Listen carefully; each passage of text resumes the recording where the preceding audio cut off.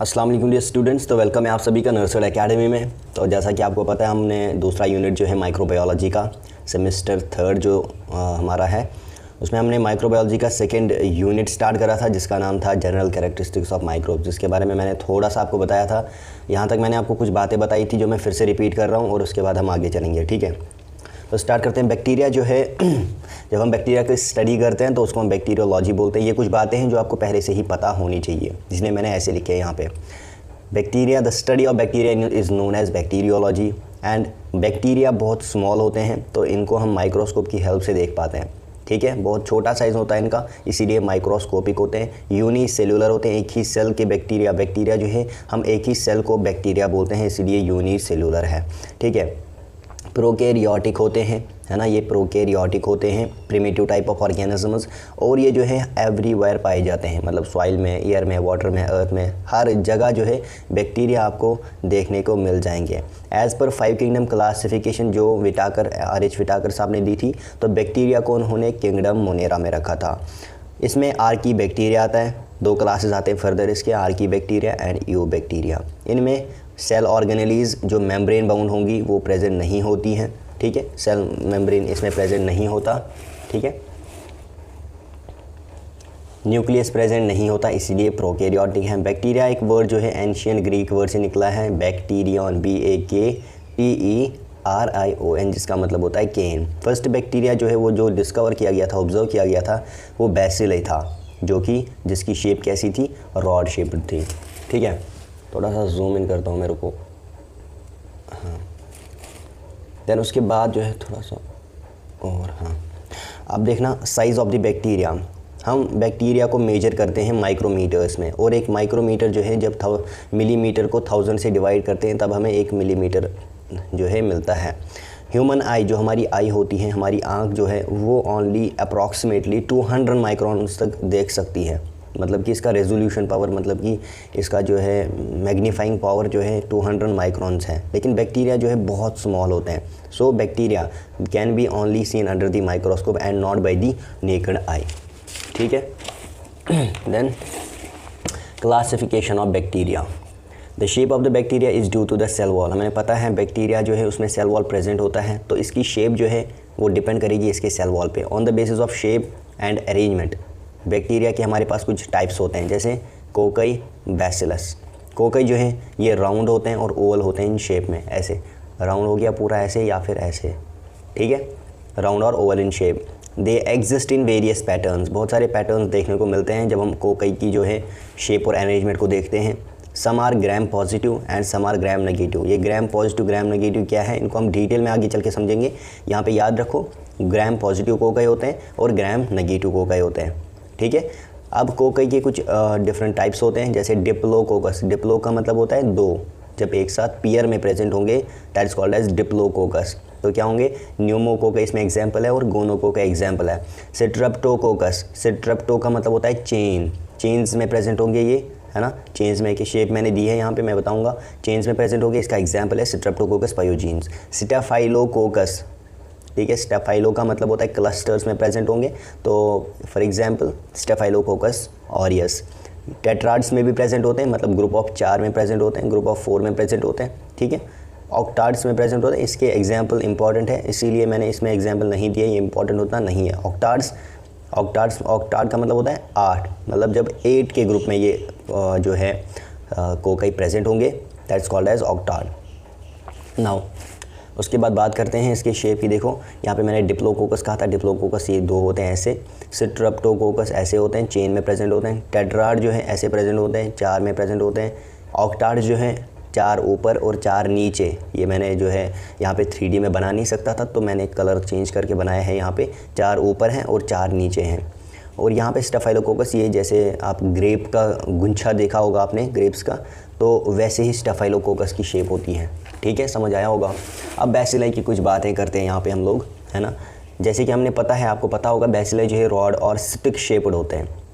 Okay, rod और stick shaped होते हैं।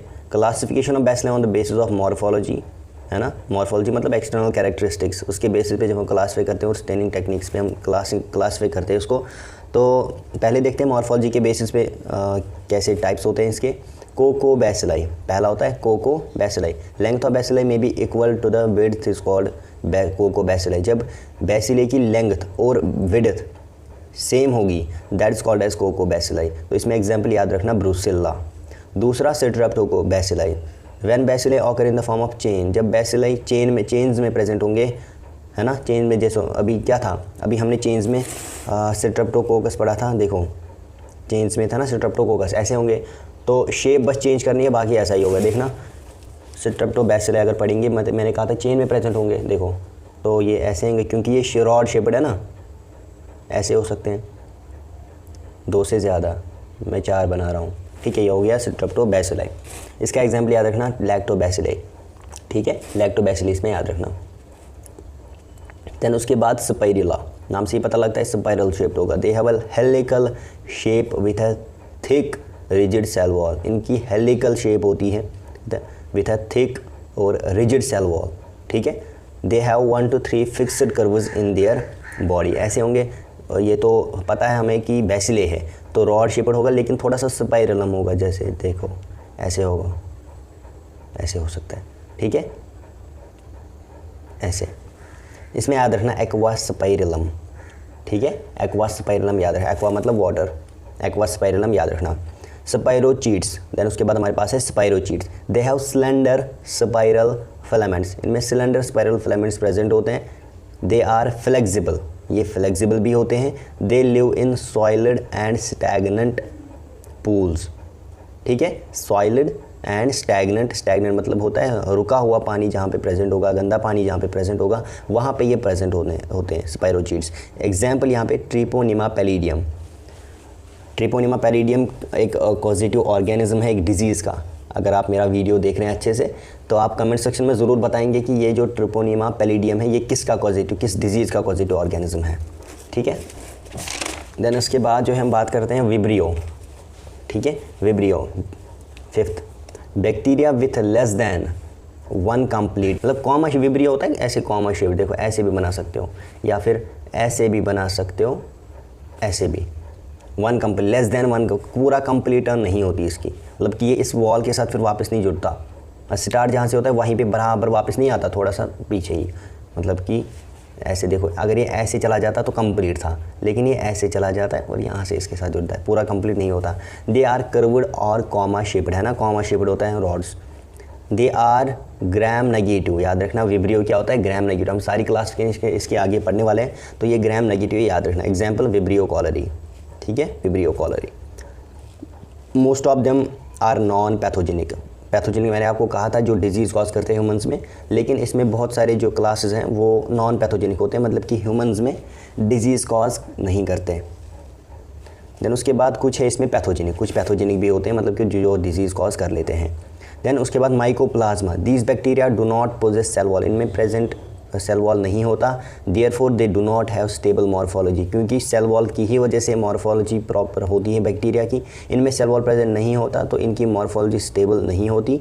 एंड आर प्लियोमॉर्फिक, ये प्लियोमॉर्फिक का मतलब होता है डिफरेंट शेप्स, बहुत सारे फॉर्म्स में ये पाए जाते हैं। दे अकर एज राउंड्स और ओवल बॉडीज़, ये ऐसे अकर होते हैं, या तो राउंड होंगे या फिर ओवल बॉडीज़ होंगी, इनकी शेप है। और एज फिलामेंट्स, मतलब मैंने कहा था ना प्लियोमॉर्फिक, मतलब कि बहुत सारी शेप्स हो सकती है, राउंड भी हो सकते हैं, ओवल हो सकते हैं, फिलामेंट्स में प्रेजेंट हो सकते हैं। देन उसके बाद on the basis of staining, staining हो गया मतलब कलर, इनको हम कलर करेंगे उसके बेसिस पे जो है कौन से टाइप्स होते हैं। कलर के बेस पे हमारे पास है मोस्ट इंपॉर्टेंट जो है ये ग्राम पॉजिटिव बैसिले। ग्राम पॉजिटिव बैसिले जो है इसमें आता है हमारे पास स्पोर फॉर्मिंग एनारोबिक बैसिले।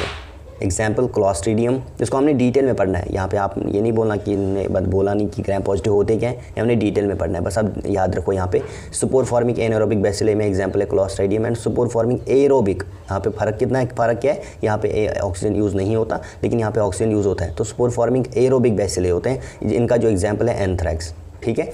अब ग्राम नेगेटिव बैसिले जो है, इसमें एग्जाम्पल याद रखना साल्मोनेला और शिजिल्ला। ग्राम नेगेटिव बैसिले में साल्मोनेला और शिजिल्ला, ये एग्जाम्पल्स मोस्ट इंपॉर्टेंट है। आगे चल के आपको थोड़ी सी दिक्कत आएगी इनको याद करने में। अगर अभी से याद करोगे ग्राम पॉजिटिव में एग्जाम्पल्स कौन से हैं, ग्राम नेगेटिव में एग्जाम्पल्स कौन से हैं, आगे हमें हेल्प मिलेगी। बाकी जो है हमारा मोस्ट इंपॉर्टेंट चैप्टर जो तीसरा यूनिट है हमारा, तो उसमें हमें बहुत जो है आसानी होगी, ठीक है।